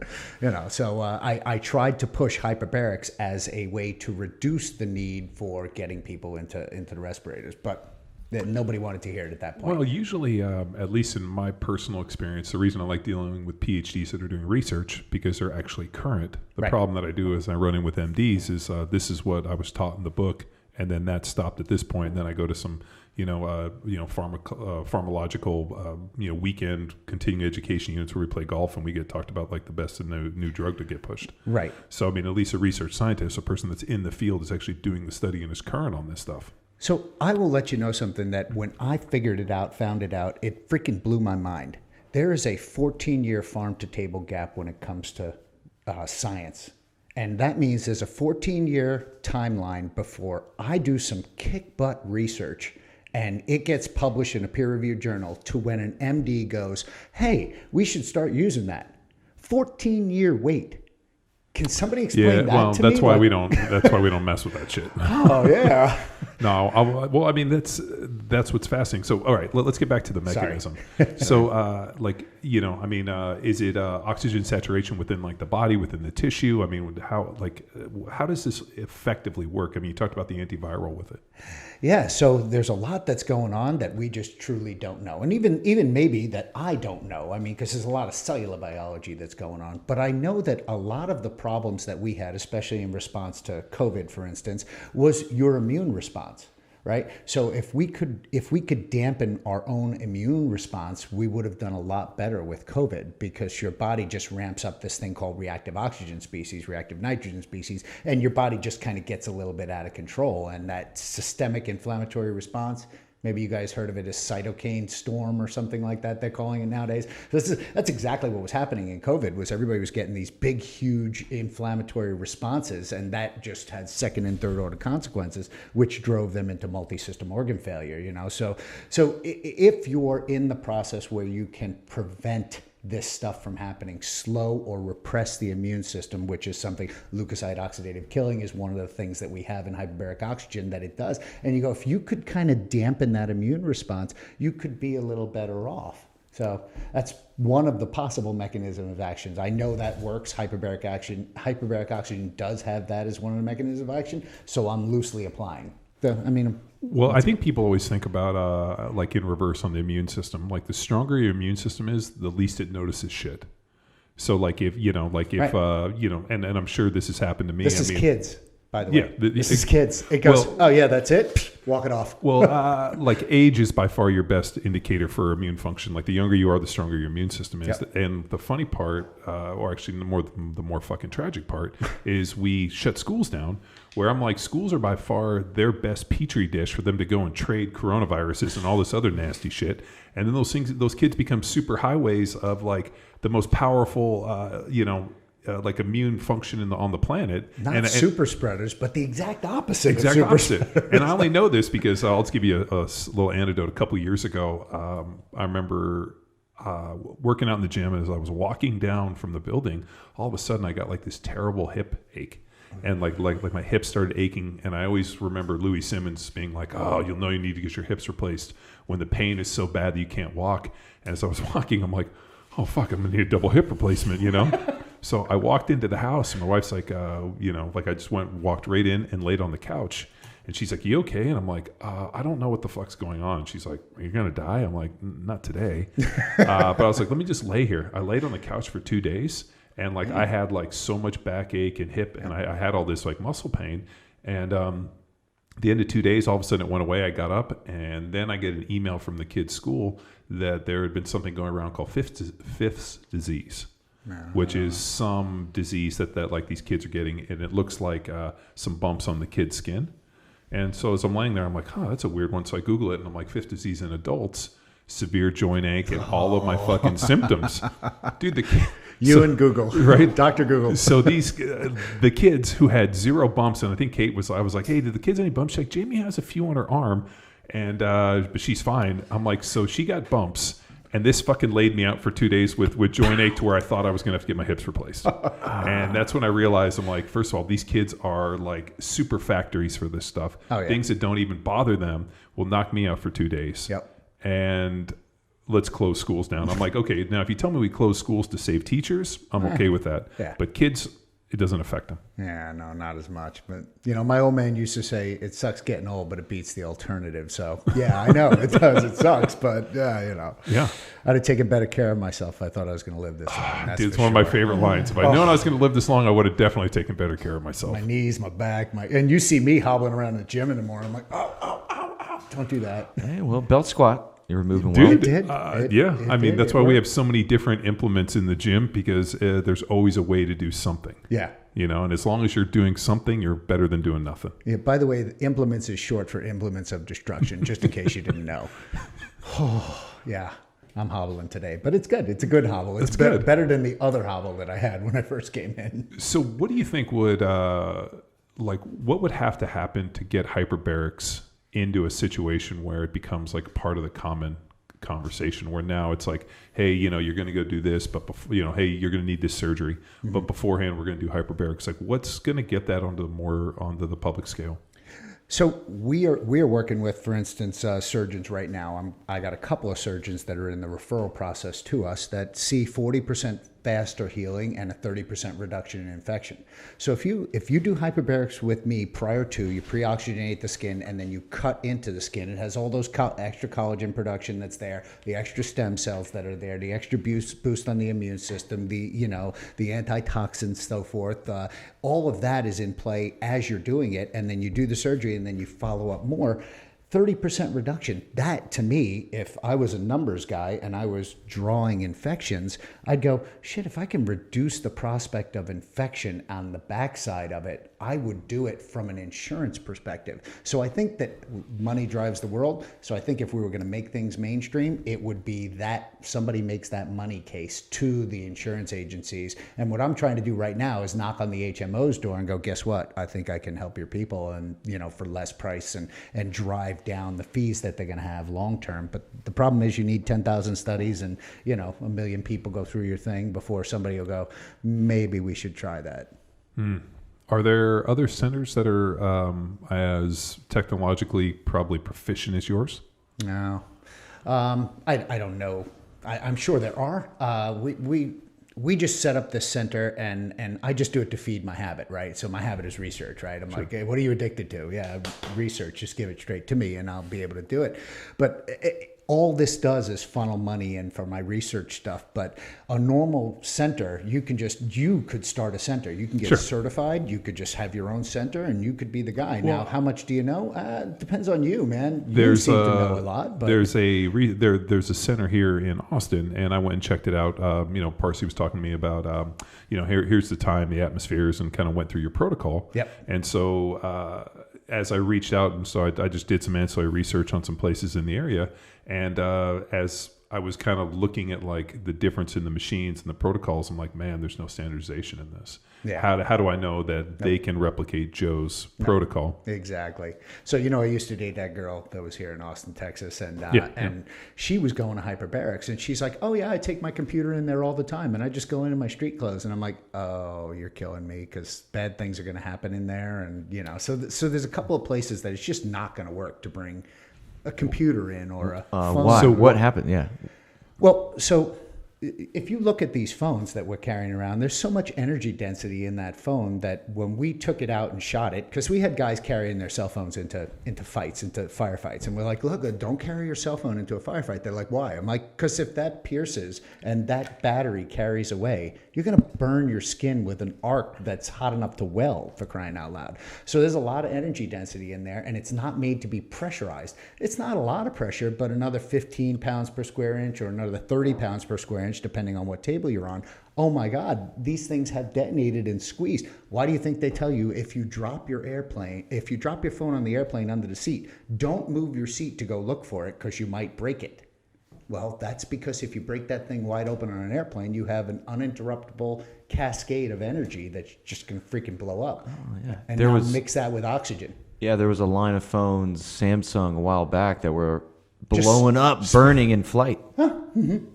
Yeah, one of the notes that they had to cancel. Lots of energy density, and think about how much energy density is in that laptop that you have there. If that is huge, that's got to be even more. And it's like, holy man! Everybody wants their device to last all day, all week, or whatever, without having to charge it. So yeah, it's great. But You don't take these things inside hyperbaric chambers because oxygen and other things that you weren't born with do not mix well together. So when she was talking about that and talking about that center, I was like, listen, either you got to distance yourself from them, or if they have a catastrophic fire or an event, they're going to just make all of us look stupid, because the oxygen bar in the mall is the same thing as the moderate or mild hyperbaric oxygen that the person has in their backyard with the dog climbing in it, is the same thing as my center, is the same thing as the hyperbaric center that's in the hospital. Why? One of them blows up, we all look stupid. Sure. So, you're guilty by association. So it's kind of like guns like that. Right, exactly. Yeah. That gun that went off and shot those 3 people, whatever. Yeah, no. Don't even get me started. We have to ban all them. Yeah, there we go. Wow. Obviously, and I know I'm belabored at this point, there was a protocol set up. Have you tested other protocols? Like, hey, we know that it, 1.5 atmospheres, 2 atmospheres, 3 atmospheres. Like, have you done, played with atmospheres, times, duration, saturation, all that? Yeah, no. So I'm on this kid's external committee for his PhD. And as we talk through it, we're just talking about that right now. Like, hey, let's see what exactly happens if we do this same treatment at 1.5, at 1.75, at 2.0. Let's measure it all. So we're scoping it out. We're like, oh yeah, this is probably going to be $1.2 million, $1.3 million to work it all out. And it's like, that's a lot of money for somebody to find funding for, to do this kind of research, to figure out the eaches of whether 1.5 is going to work, or 1.75 or 2.0. It's like, no, we have the protocols that were built and they're established in stone. Why? Because nobody can afford to to do these things and do this much research nowadays, just to find an answer for something that we're 94.3% sure is going to work anyway. So screw it, just do it. Wow. Well, I always wonder, even though it's going to work, like what other, ancillary effects are going to happen. Like all of a sudden you're like, dude, when we went to 2.0, all of a sudden, like, we saw, who knows? I don't know, a fucking physical age. All of a sudden, you're like Mork and Mindy. All of a sudden, right. Jonathan Winters shows up, and then the baby shows up on the other side when you de-age. He's looking at you like, you got 10 heads. He's going, who's Mork and Mindy? I know it was Robin Williams, but so Robin Williams, our favorite show when I was a little kid, and Joe remembers his show. But so Robin Williams was Mork and Mindy. He was an alien. Yeah, I know that much. Well, so what happens is on their planet, it's like a reverse aging. So like you're born as an old person, and then Benjamin Button. No, it was Jonathan Winters, who you guys. He didn't get the reference either. First of all, Jonathan Winters was probably one of the best comics. He was actually in an insane asylum. I mean, legitimately, the dude was crazy and was so funny, but he was on that show. And then, like, I remember, like, the people who were in charge from Mork's Planet showed up, and they were all, like, little kids. Yeah. And, so we always joke about, like, the reverse aging of Mork and Mindy. Oh, yeah. No, so... Nanu. I think we just dated ourselves. Yeah, no, I am old. Thank you. Well, no, I mean, people are listening. They're like, who the fuck are they talking about? God, what year was that show? It had to be early 80s. Look it up. It was friggin' hilarious. I think the first Mork came in through Fonzie and Happy Days, if you remember. Yeah, that's right. So it was like the first episode, and then they were like, oh, spin-off series. So what? You're looking it up on the Google machine. What is it? 1981? Yeah, I'm old. Wow. Yeah, dude, Happy Days. Man, I remember when he jumped the shark, and that was the end of Happy Days. And then that spawned the phrase, jump the shark. It's like, oh, we're all out of ideas. What's hilarious is I'd heard that term, jump the shark, and I never put 2 and 2 together that it was the Fonzie when he went over and he jumped the shark. Yeah. And like that was the end of their show because it was just so like fucking ridiculous. Yeah. And then when I think you told me that reference, I was like, oh fuck, that makes so much sense. Yeah. I forget where I heard it, but then I saw the clip and I was like, that's stupid. Oh, that makes perfect sense. Don't you remember he's wearing his leather jacket with like shorts and he's on the water ski? Henry Winkler, Yeah. I believe. Yeah. He's hilarious. He's in, the Water Boy, Coach. Yeah. But then a new show, Barry, it was HBO. It was pretty good. Well, he was just living off of residuals of Fonzie for all those years. Yeah, he probably fucking was cashing $100,000 a month. He's like, fuck, I ain't working anymore. Why would you? So we'll take this back. So what's the future for this? I mean, obviously, the Achilles heel is clinical research and being able to find funding. Right. But like, where do you think I mean, is this something where it's just kind of languished, kind of like what's happened for the last 400 years? Nope. I firmly believe that functional medicine is on the uprise. We have, we got guys like this that can get on the Google machine and look up symptoms and symptomology and figure out what they need to do to get better. And they're going to look at this machine and go, oh, you mean there's about a 64% probability that I'm going to cure whatever it is that I have without doing anything? I mean, because what happens when you take a round of steroids, right? You take a medral dose pack, right? You just instantly put 5 or 10 pounds right on your waist. Well, what does it do? Anti-inflammatory. Well, what does hyperbaric oxygen do? Anti-inflammatory. What do I have to do? Oh, that's pretty easy. I can do that, and I don't have the 10 pounds on my waist. Wow, that's great, So people are going to start looking into this and seeing it. So I think medicine's going to take a shift toward functional medicine. That's Joe's opinion, and people are going to go, what works, and science always wins over bullshit. So, Well, I think we're in a point where there's enough people, like, with podcasts and information and, right. Stuff going around, like people listen to this and all of a sudden, the thousands of listeners are, basically my mom and maybe your dad and maybe one other person, Nate listening to this, are going to all of a sudden have a more in-tuned understanding of hyperbarics. So when they see it pop up, oh, hey, there's a place in the mall, or, I just went by this strip mall, if you live in Florida, and this place has got hyperbarics. Is this a quality place? Right. And so how would somebody discern, like give me the characteristics, right. So the easy thing is walk up, and the chamber that they call the chamber, walk up and knock on it. Does it make a sound? It's probably okay. If it doesn't make a sound and it's not made out of a rigid material, it's probably not okay. So what about like plexiglass? Can they make them out of plexiglass? Mine are actually made out of acrylic, so same general principle. And my acrylic is like freaking 1.5 inches thick, and they're over designed for what they're designed for. And mine can go to 3 atmospheres. So mine are fully vetted, and with vetting, with all this FDA approval for treatment of things comes an onus that is the NFPA, the National Fire Protection Association, all the rules, stipulations, all the build criteria, all of that comes in because you can't put a hyperbaric center in a mall without doing some of this safety stuff. But these other ones, these soft ones, are completely unregulated. When I say completely unregulated, I mean completely unregulated. I walked in and I'm looking at these and I'm going, so I see you have an oxygen generator right there, and it only generates 90% oxygen, give or take. I mean, 85 to 95, whatever. But it's ungrounded. It's not supported. It's leaking like, 5 liters per minute. And I'm going, what are you doing with that? And they're like, oh, we just pump it in and then it comes. I said, okay, well, you put oxygen-rich air here, and then you come out the other side. What's coming out of the chambers? How do you know that you don't have to pipe that outside? Because oxygen is an accelerant, right? I mean, if you pumped oxygen into this building and had all this electrical stuff, you'd be like, a spark, right? Yeah. Just a spark could put this place up in a second, right? So they're like, oh, well, it's okay.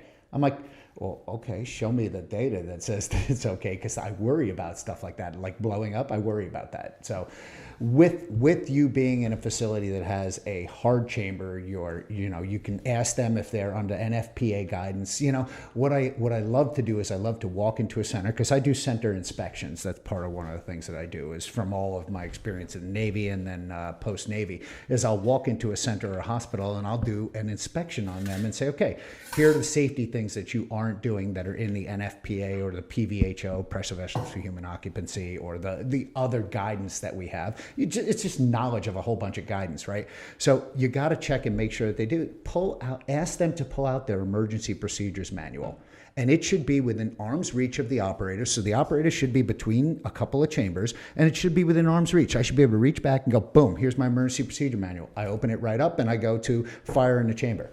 I should have the first 3 things, which are immediate controlling actions. I should have those memorized. And I should just do those and then reach for the emergency folder and go, okay, what do I do next? Okay, now I call this number, boop, boop, boop, boop, boop. And I do everything on the list. Why? Because if you have an immediate controlling action that will take care of that problem that you have, you're at least thinking through a whole bunch of safety stuff. If they don't, you should probably walk out of that facility and go, I am not going to be anywhere near you, because it's your life. I mean, you're the one that's trying to get in there with a phone or whatever. I mean, I will show you some catastrophic pictures of people taking devices like this, or even a watch with a battery powered watch was the cause of a fire in Turkey. A battery-powered watch. Now, how much battery is in a watch for crying Man, out I don't loud? want to be stuck in a hard tube with oxygen if there's all of a sudden a fire, because I'm basically going to turn into a burned hot dog. Yeah, a hot dog, Yeah, exactly. it's going to turn into So a it's like we try and remove crispy all, course. Exactly. We try and remove any of the fuel, right? I mean, that's what you're trying to do. You're trying to remove all the fuel. But guess what? Humans are fuel.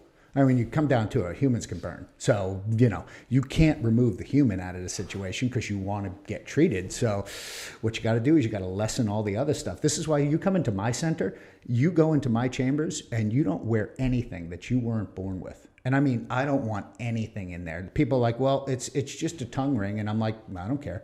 It's just a whatever ring. I'm like, I don't care. You Tex, weren't you're going to born have to take with out your Prince Albert. Amongst other things. it. Too much information. Oh my God. Okay. Whip it out. So how are those Dodgers doing? Are they doing good? Let's get a zoom in. I'm going to need it. Good thing we got a telephoto lens real close. So you're obviously buck naked when you go in. Well, you're wearing 100% cotton clothing, right? Oh. And my stuff, you wear it because I provide it. Now, why is that? It's only because I don't trust y'all. Because you're going to try and sneak your phone in, because everybody tries to. You're going to try and sneak something in there. Or maybe you're just going to forget that you have this on. Now, is this metal going to be a problem? Probably not. But for instance, if you're wearing titanium glasses, right? Everybody has these titanium frames now. They're all the rage, right? If you break titanium, at the point where you break titanium, at the point where it pops, even those thin little glasses, at the point where it pops, that metal gets ridiculously hot. People are like, oh, I didn't know that. I'm like, that's why you can't wear them in the chamber. And they're like, oh, that makes sense. So it's the kind of thing that we don't want you to have anything on. And I just go with bring nothing. And then it weeds out all of the arguments. Oh, it's inside my mouth. It's only on my nose. It's only in my earrings. It's only everything. So if you just give them one rule, then, But there are plenty of examples where a guy in Italy, do you know what a bun warmer is? A what? A bun warmer? Bun warmer. Yeah. So my old man had one of these. Actually, my grandfather had one of these. And what it is it's a butane lighter. You strike it, and it's an open flame, and it's about this big, and it's metal, and it's got a whole bunch of holes in it. So it's a butane lighter it's a Zippo lighter that's actually still firing continually, and it's inside a metal case that goes inside your butt. You hold it in your back pocket. My grandfather had one of these to keep his bottom warm in Italy. Keep his ass. Yeah, it kept him warm, and he'd move it around. He'd put it in his upper pocket. He'd put it in his front pocket. He'd put it in his back pocket. I'm so amazed we survived as a species. Right. Like, but this cat took this into a hyperbaric chamber. oh. This open flame into a hyperbaric chamber. Why? Because nobody made him strip down. Nobody made him take all his clothes off. He didn't do it on purpose. He's an old dude that was just trying to keep Was warm. his name Kaboom? Yeah, well, it is now. That's where that came Marvin from. the Martian? Kaboom. Yeah. So no, that's everything's written in blood, right? So it's like, it's one of those things you go, well, let's never do that again. But so let's learn from that mistake and just not bring things like computers in there, and hopefully they won't explode, and we won't have to explain to somebody's parents why this kid died. I mean, a kid with MS came over from Italy, was being treated, and somebody had done maintenance on the chamber incorrectly. This is in Fort Lauderdale by the Sea. I want to say it was 2001 or something like that. Came over from Italy because the Italian hyperbaric people do not mess around. They will not treat multiple sclerosis over there. So they How come? Because there's not a body of evidence behind it. And the other part with multiple sclerosis is you vary day to day on how you're doing, right? So like, oh, look, it's working. It's getting so much better. And then you go downhill. Oh, it's like a lot of that stuff like MS. I mean, it's constantly moving. And, Right. and it manifests in different ways all the time. Exactly. So it's hard to pin down where the hyperbarics was the thing that was helping it. I mean, it's not like it was hurting it, but, we need objective quality measures to measure that kind of stuff to say, yes, this absolutely does work. Now, does it hurt it? No. But does it help it? Maybe. But the point was, they go into a monoplace chamber, which mono means one person inside the chamber, and the grandmother was holding the baby, and the baby was on the lap, and somebody had done some maintenance on the internal speaker inside this thing and did it poorly and incorrectly, and the chamber arced, blew up on the inside, and the grandmother died instantly, and the baby survived. And the hyperbaric tech that was there ran out of the room and left the people in there, Oh, yeah. Oh, no, this really happened. And then the fire department came in, had to put water on the thing so that it cooled down enough so that they could open it up. They opened it up, rushed the kid over to the burn center, wound up dying like, I don't know, 4 days later, whatever it was. The point being, this is catastrophic. But you got to explain to somebody that because I did poor maintenance and I'm an idiot and I didn't follow a procedure, protocol, whatever, then now somebody's dead because it's my problem. And I'm like, I train people. We do a skills bridge program. We take people out of the military and we try and train them into something different. We do that at our center, and I do that for free for the military kids, and they work for me for a period of 6 months. And I'm constantly on them. I'm like, we do not want to explain to somebody's mom or dad that their husband, wife, daughter, whatever, got a problem because we did something stupid. So you can't pass the New York Post test, right? You just can't. If you were on the cover of the New York Post, you did something wrong. You don't want to be on the cover unless you've cured cancer. Wow. Damn. So 6 months to get up to speed and feel like you're not a complete moron with this thing. 500 hours is what I require out of these guys, and they do a good bit of work, and it's 500 hours of actual hands-on operating so that they know. And it's, look, a monkey could operate this chamber, push the button, start it. It's computer-driven. It's not like it's even that hard to do, right? I want you to know what to do if something goes wrong. That's what people pay you for, is to know what to do when something goes wrong, not to know how to push the button. That's easy. Sure. So. Is there anything that you guys, or that you know that's been tested where, hey, you know what, we have this theory, let's treat it with hyperbarics, that doesn't work, where you're like, wow, that fucking did nothing for it? Yeah. I don't know. I would love to have a real example for you, but I just don't have one. I know they tried to treat AIDS, and I don't think that did very well, but once again, it just didn't hurt is the problem. The problem is, short of going into a central nervous system oxygen toxicity problem, which is one of the known outliers for it, or pulmonary oxygen toxicity, or like if Kirk had talked to you about oxygen-induced myopia, it's just a known thing. It accelerates cataracts. So hyperbaric oxygen will accelerate cataracts. For instance, if you have cataracts and you walk into a hyperbaric chamber and you do 20 treatments, it's going to accelerate your cataracts to the point where you just need the surgery faster. But it's not like it's hurting you. It's just going to accelerate the problem that you have. I always thought that hyperbarics increased, when I read about it years ago, there was research that there was some form of actually age increasing, that it was the oxygen was forcing the cells to divide faster, which effectively was aging people. Yeah, no, that must have been a fucking. Yeah, it's not a thing that I've ever heard of. It doesn't mean that it doesn't exist, but that's not a thing. Well, no, that might have been a misconception, because I think it was in relation to the like a hypobaric chamber, opposed from like the idea that people were aging slower at high altitude. Huh. And there was some research that they talked about that was related to cell division, that people that lived at high altitude were aging slower than people that were living at sea level. Yeah, that might be because of the compensatory mechanism in the body that just makes more hemoglobin. So you have more hemoglobin, so you're transporting the same amount of oxygen with more hemoglobin. So maybe that's less of a load on the body and division of cells. I don't know is the answer, but yeah, you're just spitballing. I'm spitballing. So like, at least I say when I'm spitballing. I'm just thinking like as I sit here and I listen, and all the research I've ever done, and I can't say it's obviously a fraction of what you've done, but I know like all the stuff that Kirk has forwarded me, Doug Parsley. Like everything I read is so favorable. Yeah, that it's like one of these things. Like, how come this isn't standard procedure for everything?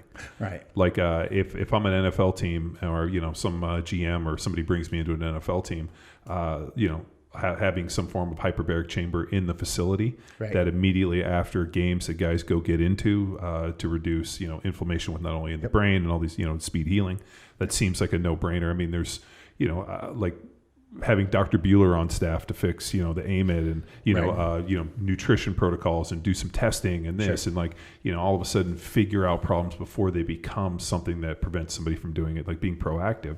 So everything that I've read, I'm like, this seems like a win-win in every way. And it's, I mean, obviously the investment in like the I guess the hardware right.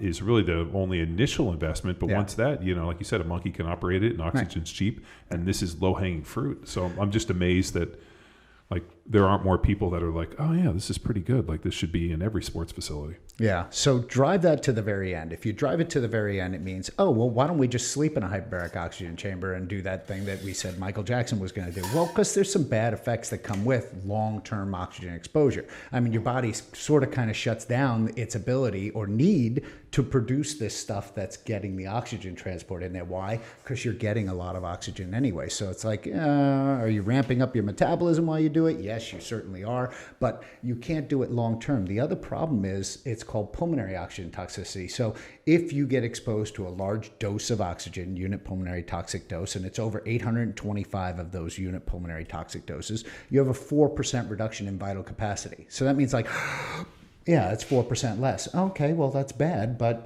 this is why you don't want to sleep in a hyperbaric oxygen chamber. So you need to go with somebody that knows what they're doing, that can put together these protocols, that can help you help yourself to get better. That's all you're doing. It's just another tool in your tool bag. And yeah, but I believe it's an infrastructure problem because these things, as you will find out here pretty soon, they're not lightweight. You know, 7,000 pounds. You're like, oh, I need a bigger forklift. Well, no, I was laughing when we were talking about it. I'm like, oh yeah, like no, it was funny as we were rapping about it because Doc Parsley like hit me up and he's like, hey, what about this? I'm like, dude, if we got an angle grinder and a welder, we can fucking and a little bit of sheet metal, we can fix anything. I saw Wile E. Coyote do it, man. Worked out okay for him. But yeah, I think it's the infrastructure problem that goes with it. It's like, this is a big monstrosity. And to move this around with the football teams as they fly from here to there and everybody's, I mean, you can't have them everywhere or they don't have them everywhere, but they have them in certain centers. So you got to kind of drag these things. And that's what we've done is we've put a couple of these right now in a bunch of tow behind trailers. And we're just looking to bring the mountain to Muhammad instead of the opposite way. I mean, I don't know what else to do. Could look like if there was a professional athlete, who's a current player right now, who's making, $10 million a year. Yep. Is it something where he could reach out and you could come build him and have, one in his house? Oh my goodness. Yeah. But we don't want to have it at his house because there's all kinds of regulations that go with this. Sure. And it's not something that's sustainable. I had a woman that was trying to do that. She wanted to do it at her house and it was like, ugh. Oh, and people are like, well, there's no evidence that it works. And I'm going to give you evidence that it works because off-track betting does not allow you to have your horse in a hyperbaric chamber the day before the race. So that says to me that this stuff works pretty freaking well. If the betting people go, no, that's an unfair competitive advantage, non-competitive advantage, I'm like, huh? Were people putting horses in hyperbaric chambers? Hell yeah. They are. I want to die and come back Anything. a racehorse. Dude. Yeah. I told Tex the other day and he about flipped his head. I actually owned racehorses. Did you really? Yeah. So when I was in the NFL, I got involved with this group and ended up there was some tax implications. But long story short, I ended up with a bunch of racehorses and got myself into the racehorse business. Had to not only go to Kentucky, sell them at auction, deal with veterinarians, boarding, the whole deal. I mean, I got deep into this thing as a matter of survival to get out of this thing. Oh my God! And it's like owning a boat, dude. It was I remember when one of my horses ran at the Oaks, the day before the Derby and ended up winning 7th race. And I remember I didn't own it, I'd sold her, and I was so happy. I was like. It was great. I put money on her. I was so happy that the people, did well. And I was so happy that it wasn't me because I knew the expense that they paid to get the horse is just astronomical. But we got a chance to go see Stormcat when I was in Kentucky. So Stormcat was like the king, like the best sire. Yep. He studded 3 times a day, $200,000 a pop. He would stud for 6 months here. They had him as his own plane, fly him to Australia. He would stud there. It was incredible. So they had like a track for him. And he had handlers and he had a velvet smoking jacket. And what they would do is they would start playing this music. And he knew it was his fucking time. And he would come strutting and prance. And then they would bring him in, and they had what was called the teaser mare. Yep. Where they bring this, cute little filly around, and they get him all excited, and then they kind of bring her out, and then they bring out the mare, and he was kind of short, so they had a little step, and he went on there, 3 pumps, bang, bang, bang, popped off, went and got a cigarette. Horse took her away, took him back. He got a massage, he got lunch, he hung out, they played music, and then literally 3 hours later, played the music again. He was an absolute machine. All right, John, I got opportunity to expand your story here. Stormcat's offspring have collectively earned more than $120 million, including 180 stakes winners. So here's the interesting thing about racehorses. It's not what you did as a sire. It's what your offspring do. And Stormcat wasn't a great racehorse, but his offspring have been phenomenal. Wow. He was such a stud. I literally. I felt I was in the presence of greatness. I was like, you know what? I just want to come back as Stormcat. Yeah. Exactly. You get rubbed down, liniment oil. It was incredible. He had like a velvet smoking jacket. Like they took it off, and I was like, it's like a fucking wrestler in the ring. It's like a prize fighter. Stormcat has sired over 1,400 fowls, and his many sons have been equally prolific in the breeding shed. Oh my God. Dude, if you would have seen the environment, so here's another one. For racehorses, they have to have live births, and they have to be recorded, and there has to be witnesses. I had to sign a document that I was present, and so they have to see the transfer. And the best is if it doesn't take, $200,000 a pop. If the mare loses she doesn't get knocked up or something doesn't happen, and these people schedule this so far in advance, and they're hoping that the mare is ready. It's really interesting, man. But it was the facility that we went to where we're in this weird viewing room watching this. I'm like, this is so fucking Is it weird. in Mexico? No, this was in Kentucky. And when you go to these ranches, like these farms, you've never seen fucking money like this, like opulence, I has it. The guy that kisses the little giraffe. Every male is in a white suit. Dude, it was unreal.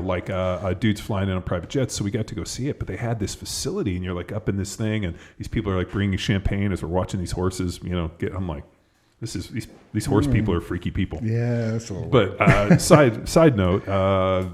I did not know about that, but there's a whole bunch of weird stuff that horse racing people, but I didn't know about hyperbarics. That's genius. As a matter of fact, there's in Ocala, Florida, there's a famous fire that had happened because they brought the horse in, and there's a bunch of procedures. So there's Class C veterinary chambers, and these are huge chambers, and what you have to do is put a little wrap on the horse's leg beforehand so that those hoofs don't collide with the metal and we spark and bad things happen, right? Yeah. Well, the tech didn't really do that and wasn't paying attention, and the horse kicked and blew up the horse, blew up the tech, blew up the entire farm. You can Google it, horse fire Ocala, and you will see the devastating what happened afterwards. So it's bad. They lost the horse and the lady. For crying out loud, not so good. I wonder if obviously there's not as much control when you start working with animals in that way. I wonder what the effects that they saw within the horses, if they were. So from what I'm told, I don't breed horses. I don't do anything like that. From what I'm told, it's ridiculously different. It's ridiculously faster. This is why I don't understand why the professional athletes that are out there are not just clamoring towards this. I hope that we have some professional athletes. I'm obviously 10 years past my opportunity to implement this, but if you're listening, reach out. We'll get this shit on. Think it over, and there's a center by you, I guarantee you. And trust me, if you are who you are and you come knocking on somebody's door at 4:00 in the morning, they'll open up for you so that nobody can know that you're there or whatever. That's what I do in Tampa. I'm just saying. Yeah. But it's just really inconspicuous. That's so weird that Tampa won. 400-pound guy. Tampa won a Super Bowl. Wait, and Joe's in Tampa? No. And Tom Brady's reversing in aging. He's basically like Mork and Mindy. He's just growing younger. He's the greatest. The greatest. You know what? I was so happy to see him go out. Not only do I like Tom personally, just such a cool cat, but the fact that he was always kind of saddled with this it's Belichick, and he wouldn't be anything with Belichick. He just goes to a new team and fucking torches it. I'm like, good for you. Yeah. And then he goes out to that boat parade and just gets shit faced and has a great time. I'm like, fuck yes, this is what I want to see. I want to see people go out enjoy themselves. Yeah, we were talking about yesterday with Tate Fletcher. I'm a fan of humanity. I want to see the people stand on the biggest stage and have their greatest performance and their greatest moment and prove that they're the best. It's fucking great to see. That's great. Tate's just a great American. Just my personal opinion. I love that guy. When I told him that you were coming on the podcast, he's like, Joe Dirt, instantly. Joe Dirt. Yeah, instantly. He, because he's seen some incredible, we, if you guys listen to that podcast, obviously it'll come out before this one. But he called me in a pretty dark place. Yeah. And has kind of gone through this, the valley of the shadow of death kind of deal where you walk through it. Yep. And the hyperbarics and all the other stuff he's been doing has been a huge player in fixing him. So, I mean, it was crazy when I talked to him, was it 2 days ago when he called me?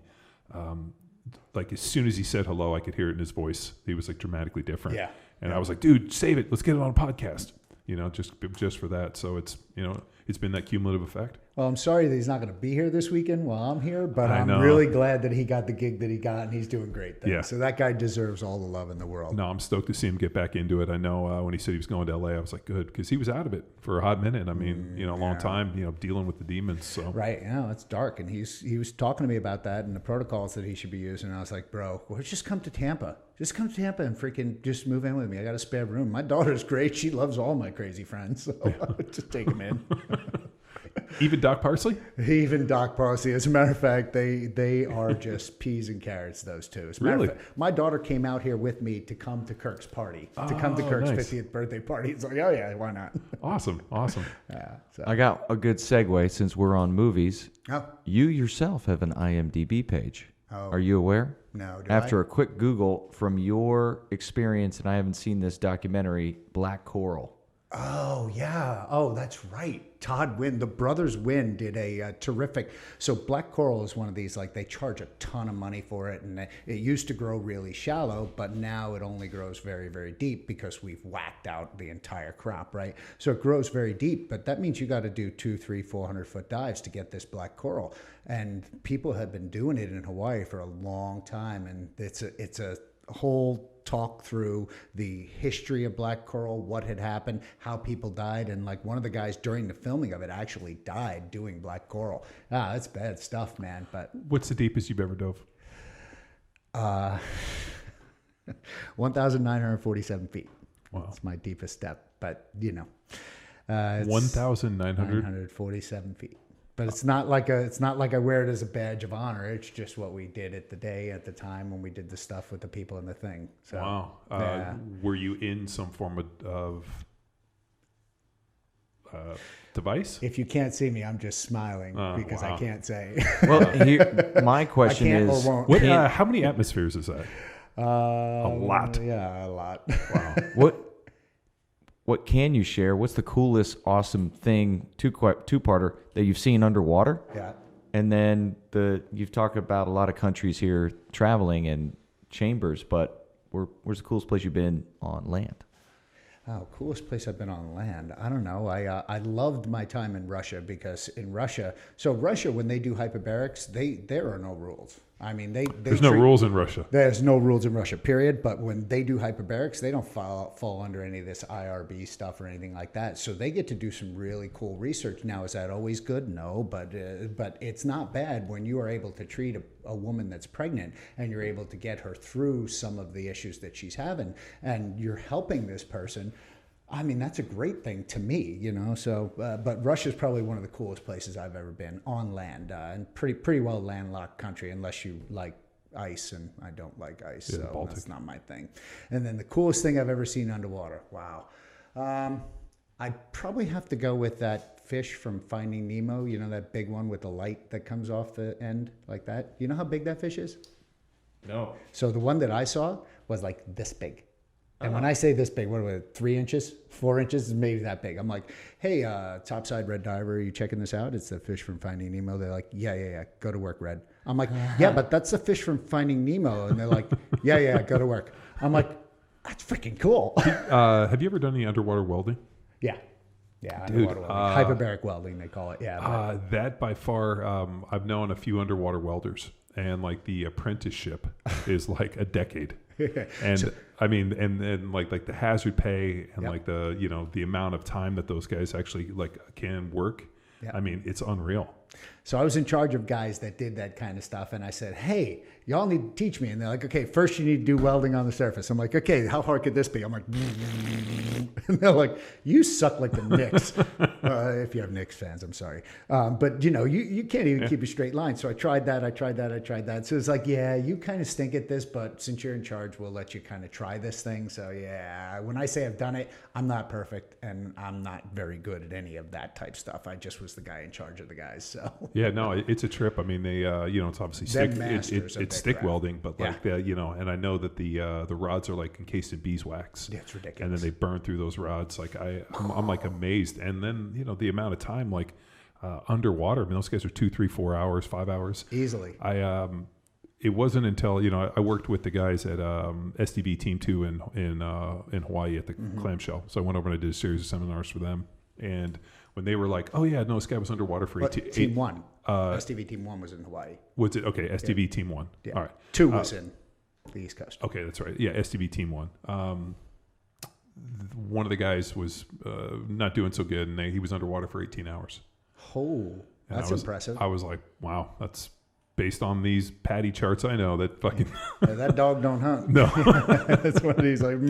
But these are extra human type people. These are people that are in great physical condition, and so they're mixing don't try different, this at home, like right? like different mixtures. Oh yeah. I mean, they have the best minds in the world working on this stuff, so that they go, okay, we got to get this guy out of this situation into that situation, from here through there, and here's what I have: a plastic bottle, a couple of hoses, and 3 of these pinchers. Okay, go do it.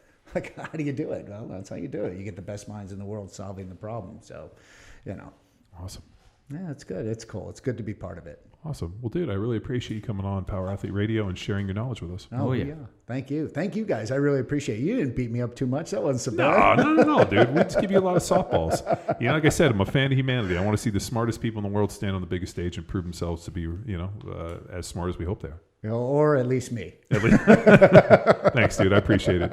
Thank you. Hey, guys. Thanks for tuning in to another episode of Power Athlete Radio. Bye. See ya. I'm going back. I'm a loaded freight train and I'm right on track. I'm smoking.